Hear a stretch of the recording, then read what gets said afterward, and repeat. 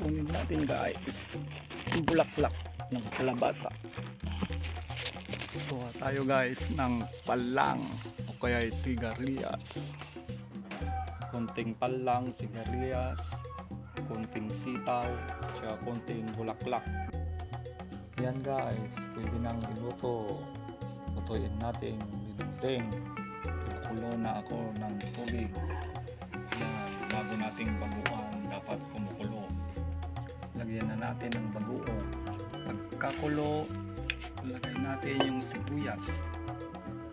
Yan. Lagay na natin yung sitaw. Yung panghuling sahog natin, bulaklak tsaka talbos niyang kalabasa. Yan. Yan guys, luto ng dinengdeng na braw sa Ilocano. Sarap. Ikayon mga nin.